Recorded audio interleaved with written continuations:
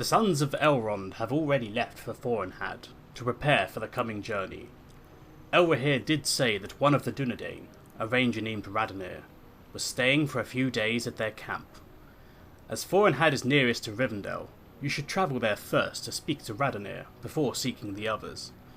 I have met few of Aragorn's kin, but Radanir is known to me, for he journeys oft into the treckless Etten Moors, and often stays here in Rivendell.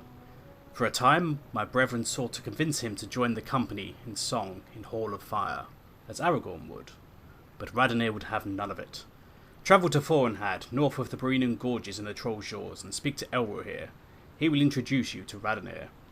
Once the ranger is told of the messages from Lorien, you can seek out the others Master Elrond suggested.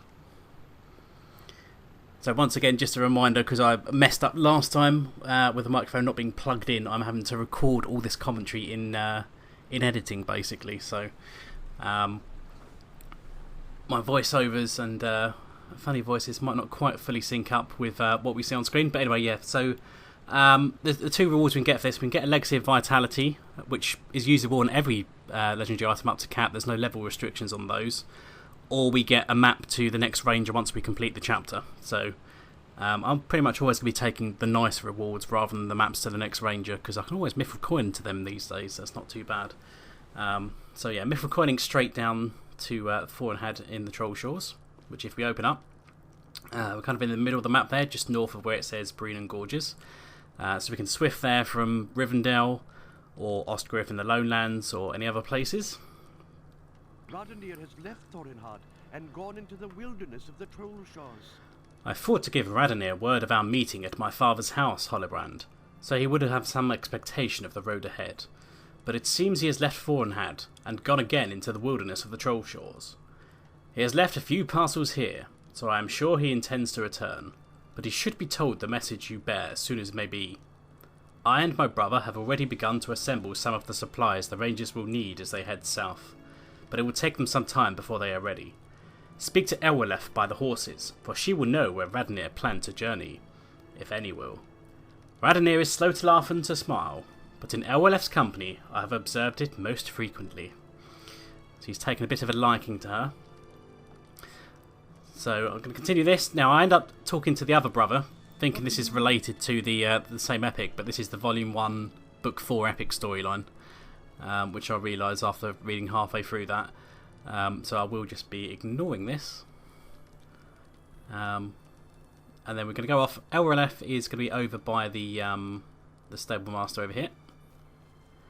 When I eventually realise it. There we go. How can I be of service? You were looking for Radanir, Holobrand.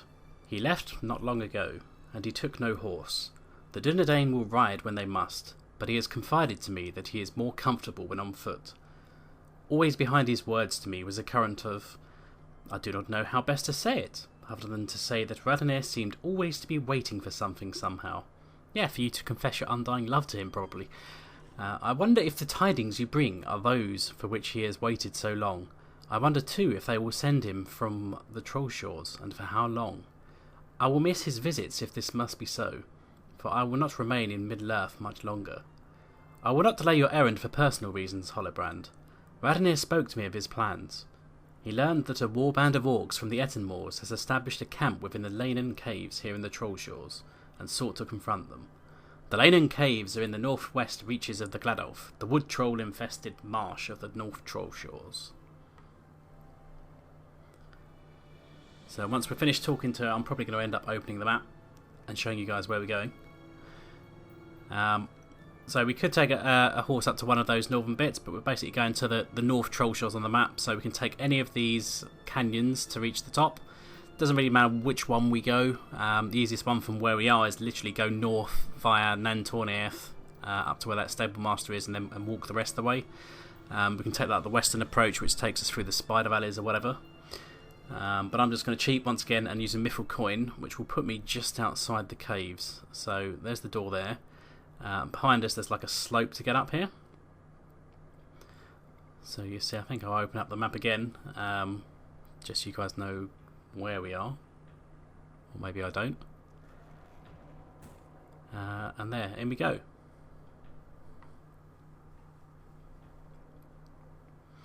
So there he is right in front of us. Let's go speak to him. This is the moment for which the Dunedain have prepared. Aragorn is my chieftain, and it is my duty to go to his aid, though all the dangers of Middle-earth lie in between. This is the moment for which the Dunedain have prepared, and I will not now abandon my kin. I have learned that an orc raiding party from the Etten Moors has established a camp within this warren of tunnels, Holobrand. I cannot leave them here unchallenged. Will you brave these caves and deal with these foes? Somewhere deep within this confusing warren is the entrance to a once abandoned tomb of men. If the orcs have found it, that is where their leaders will be. Forenhad is less than a day's march from this place, and I will not suffer these orcs to live that they may threaten what I hold dear. I will make ready to depart as you have asked, but I will be grateful if you destroy the orcs and their leaders within the Laenan tunnels and the ruins that lie at their back. After you have done so, return to Elrohir at Forenhad and tell him of your success. The sons of Elrond lost their mother to such a party of orcs. They would not forgive us if we let these foes be. So once we carry on with this then, we need to kill 8 orc warriors, 4 orc defilers and 1 orc leader. So I'm probably going to open up the map to kind of show you the size of this thing, but the orc leaders are basically at the back of the cave, and all the warriors and defilers we'll find along the way as we go through. Now I think there's several different ways you can take out this first room, because I think you can go like over to the left, upstairs as well. It is a bit of a maze, this place. There's so many different routes you can take, and you can jump off bridges to lower levels and then end up going in those caves. Now at this point I was umming and ahhing to decide which way I wanted to go, but in the end I picked just straight ahead, and that does actually prove to be a good idea. So the northern area is where we're going. That's what I'm just highlighting at the top there. That's where we need to end up. That's where the final chamber is. So any means to get there is necessary. So we're going to swim through this little passage here, so just be careful as well, because sometimes it may look like it's a dead end, but it's not actually a dead end. So make sure you always explore the end of various caverns. So after swimming through here, we're going to end up on some dry land on the far side. And we are going to end up in combat as well. So I'm just illustrating here that on the map, because it's 2D, you know, it's very hard to distinguish. There's 2 overlapping tunnels, so just be aware of that when you're running around. But something I've decided I wasn't going to show you guys is I'm not going to show you my trait tree layout, because I'm sure it's probably quite reasonable, but I'm not going to tell you how to trait spec a Guardian, given that I haven't played one since Mirkwood came out, basically, which was long before they even did the trait tree revamp. So I'm just kind of trying to get a feel for playing the Guardian once again, and getting used to it. But since I'm in the red spec tree line, it's mostly just things that increase damage anyway, so it's not too bad. But yeah, I've got like the block skill that I'm highlighting there. If I have a block response, I unlock the block response line, and then the parry response line just above that has got a few more skills for responding to parries. I think the reason for that is because obviously you can parry with a 2-hander, but you can't only can parry with 1-hander, but you can only block if you've got a shield equipped as a Guardian. So the parry responses are more useful to any type of Guardian, whether you're wielding a 1-handed, a sword and board format, or whether you're wielding a great sword or great axe or great hammer or whatever. But they're kind of like your main damage skills, your responses. It's kind of like the Captain's Shout line, where you do the battle shout to unlock devastating blow, pressing attack, and that kind of stuff. Or a burglar, where you're unlocking your crit response chain. It's very, very similar principle. You just kind of advance along that chain, basically. So another warrior here. So we've got loads of like basic skills, and I've just decided to kind of like lay out my basic skills on the left-hand side of my skill bar, and then the block and parry chains along the right-hand side. And a bit more utility stuff on the upper left side of the skill bars anyway. So yeah, I'm not going to profess to know a particular amazing Guardian DPS rotation, but I'm pretty much just kind of like using my block and parry response skills once they're off cooldown, because they're generally hitting a bit harder. Quite a few of the attacks actually do some AoE damage as well. So we're just going over this bridge here underneath, and there's another escape route out of there.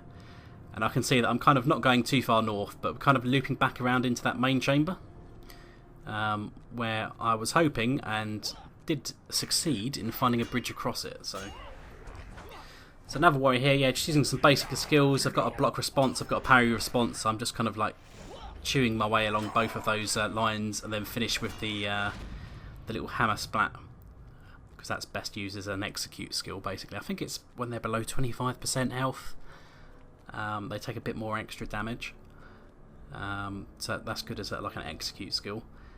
So up ahead then, we're going to have a few more orcs in this chamber.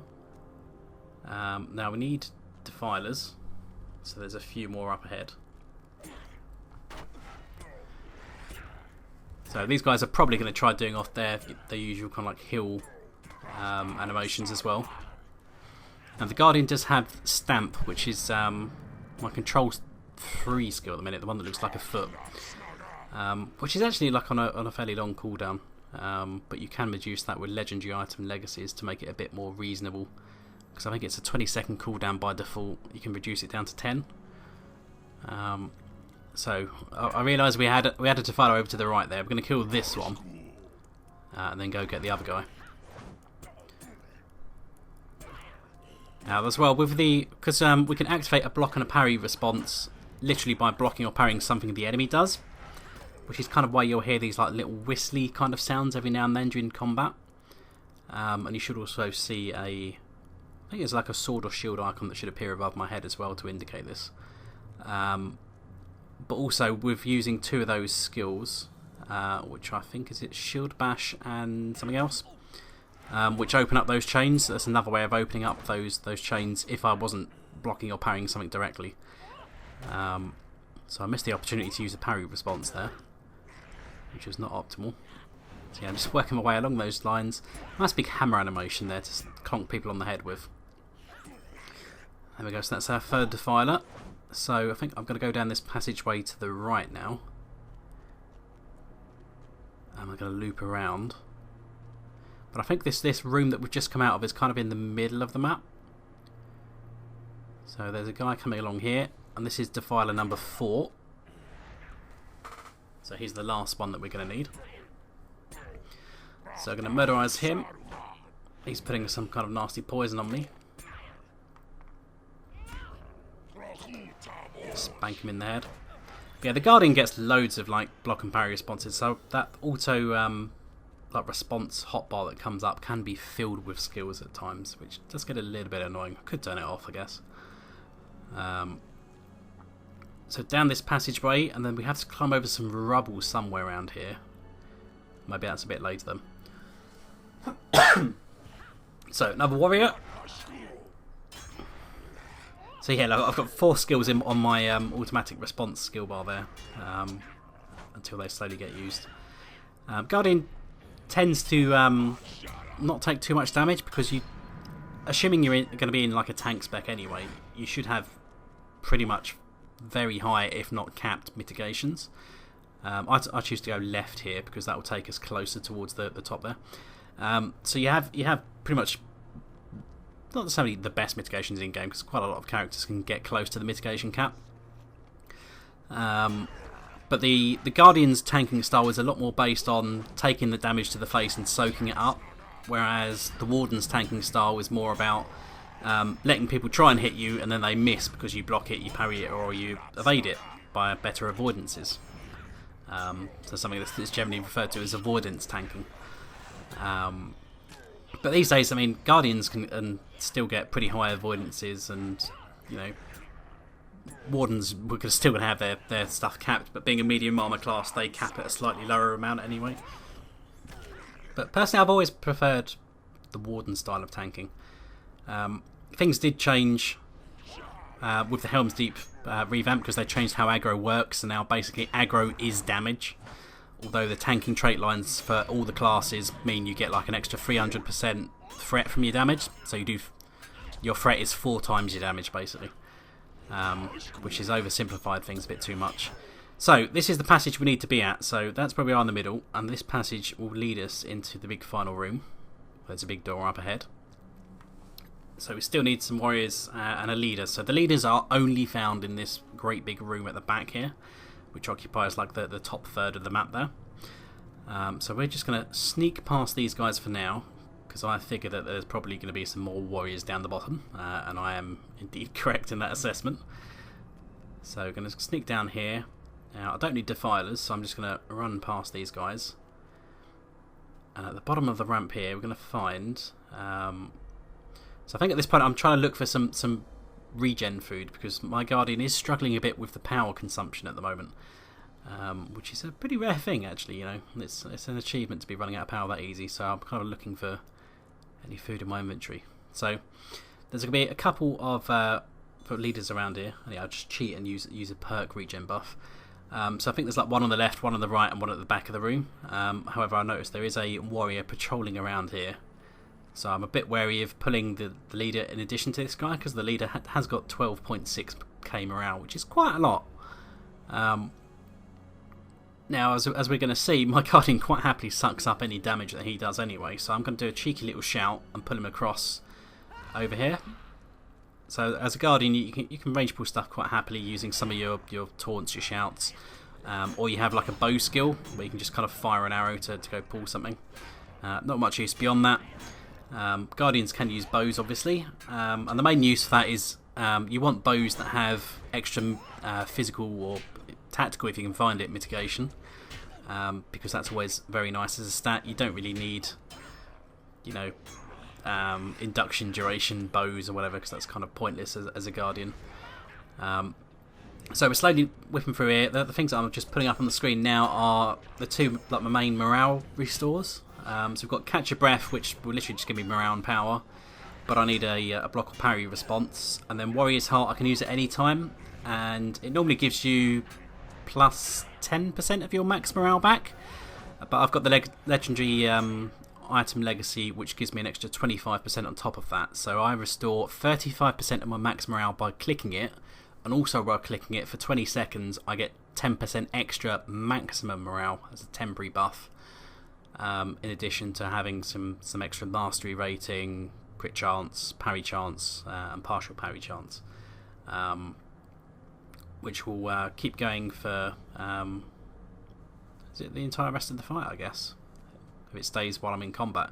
So we need another warrior, so I'm going to kill this guy over here. Now there is a mysterious relic at the back of this chamber that we're about to go for next. So this is something else that kind of came out with the start of Volume 3 and relates to like the instance cluster that came with the Enedwaith region. But basically, scattered around Middle-earth, there are 5 of these mysterious relics. And they all relate to the instances, or specifically the storyline behind those instances. I don't really want to say too much to give away the storyline spoilers, but we can find these. So I'm just going to sneak around the back once I figure out that it's safe enough to proceed. I'm going to interact with this, which will give us a quest. An ominous relic stands before the door. You stare wanly at it, but it keeps its secrets hidden. You feel suddenly faint and are overcome by a wave of dizziness and a strong feeling of sickness. You shake your head and the sensation passes, but you find your thoughts drawn to the door in front of which the relic has been placed. So, we have a door there. The door seems to be barred from the other side. Elrond should be told of it. So we've completed that quest. We can hand that in to Elrond, which we will do a little bit later, but we still need a warrior. So I'm having a little rummage, and I'm going to end up going back upstairs because there's not one patrolling around this side. I guess it's just one that patrols around that entire of the bottom here. So we're going to sneak upstairs, taking care not to pull these defilers. So we're just going to jump up the corner there. And I figure pretty much that if I pull one of these warriors, it's going to pull the defiler that's nearby him. So we have to unfortunately pull the defiler with him. So we're gonna, look at that, 6 skills up on my response skill bar. It's crazy. So we're going to hit through this. But yeah, one of the reasons why I didn't get too much in the Guardian, I mean, not just the aggro tanking mechanics, but I don't know, I didn't really enjoy the combat as much. And I know people seem to think that leveling a captain is the hardest class to level and slowest and whatnot, but I never found that. As a person who played a captain as my first character, I never really thought that was the case. Obviously I would have been going the slowest with that character in order to experience the world and that. You have given Radanir the message. Good. He will be able to find some of the others among the Dunedain, if they are to be found within the Trollshaws. But you must travel west to find others of Aragorn's kin. So as mentioned earlier, I'm just going to take the Legacy of Vitality, although we could get a map straight to the next Ranger. But we can Mithril coin it anyway, so it's not really a huge problem. But that Legacy of Vitality can be used at any level. There's no max level on that, so even on level 100 allies, we can still equip a Legacy. So we'll take that, we'll hand that in a moment. And then we need to talk to Candaith. So we're going to accept this then. So the Dunedain may be scattered across the wilds of Eriador, but my brother and I know the locations of some few, and from those few you will learn where others may be found. The Ranger Candaith was a help to us as we scoured the lands to the south, following the rage of the Laenan. We spoke as often as speed would allow on that journey, and he had many interesting tales to tell of the lone lands. You will find this camp there, at the base of Amon Sul, of Weathertop. Tell him that Aragorn has need of his kin. Candaith will be certain to join the Grey Company, for his loyalty to his chieftain cannot be questioned. So for the next chapter, we're only going to have an item experience rune. And, and some low-level character decides to try and spar me here. So we're going to accept that. We only get an item experience rune or a map. So I try and work out who the hell just tried to spar request me. And he's run away behind the stable master. But he's a level 31 hunter and he's challenging a level 63 guardian. Good luck with that, sir. So we're going to Mithril coin over to Elrond just to hand in the mysterious relic. And Ronnie's table, he's probably not going to be happy about that. Hope is not in vain. You say an unusual relic has appeared in the depths of the Laenan caves here in the Trollshaws? Most interesting, Holobrand. I regret I can tell you nothing about this relic that you have not seen for yourself. The type is familiar to me, but I do not know what it may mean. I can tell you what lies beyond the sealed door in those caves, however. Long ago, when the kingdom of Rudal was at its height, evil men worshipped dark powers at a temple in the wilderness. The route overland to the temple has not been taken in many years, and is surely overgrown. I have dispatched scouts from time to time to search for it. I believe that the sealed door leads underground to that temple, Holobrand. It is said some terrible thing befell the men of Rudal within its walls. Let it remain sealed for now. If this relic signals a return of that evil, we may need to take action. But for now, let the temple remain lost. So this is in relation to the Lost Temple instance, which will become relevant once we hit level 65, because that's the level 65 instance cluster that came with the Ended Wave region. So having completed that now, we have a new deed in our deed log, which is to find the 5 mysterious relics, which it only tells us is somewhere within Middle-earth. But I will be gathering those as we make progress throughout the Volume 3 epic, and I think the last one we'll have to wait until we get into the Ended Wave region itself, because that's near the end of that region. So we'll slowly end up completing this deed anyway. So next up we need to go talk to Candaith.